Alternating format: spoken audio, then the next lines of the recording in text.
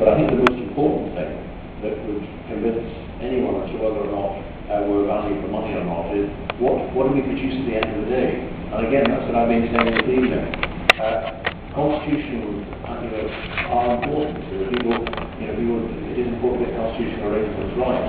But it's a very, very convenient comfort zone in which to retreat into where you can't actually be delivering and you're not delivering the things you're supposed to be delivering. It's very easy to wrap yourself in a flag and say, look, it's somebody else's fault, when you ought to be fixing the things you can fix, like education, which brings me on to the second point.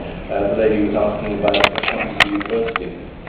The argument here is how much money should come from central government, whether it's Westminster or Holyrood, how much comes from individuals. What I think there is common ground, at least I think there's common ground amongst most people, is that if we don't fund universities, wherever they are in the United Kingdom properly, then we're going to lose out for the very, very reasons that I set out during the course of my lecture.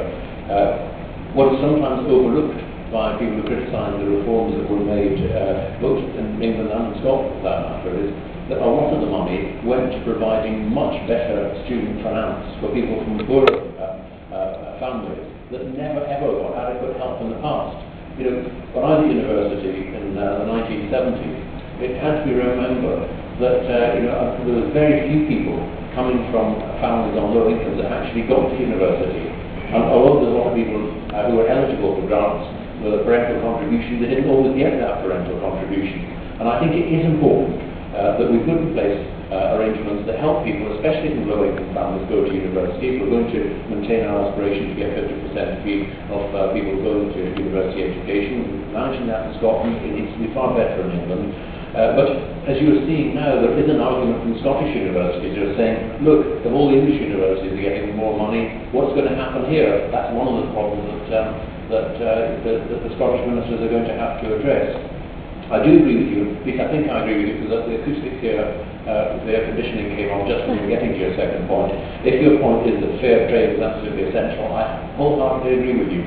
Yes, we should be in the business of providing aid, and we've hugely increased that. Yes, we should be in the business of making sure that we can write off debts to allow countries to get back on their feet. But in the long run, you're right, no country wants to exist simply because it's getting money from outside. They want to be able to generate their own wealth by selling the goods that they produce. That's why fair trade, and I underline fair trade, is important, so that those countries can compete. It isn't one-way trade where the larger countries can come in, but the developing countries don't get a chance to build their own industries as well.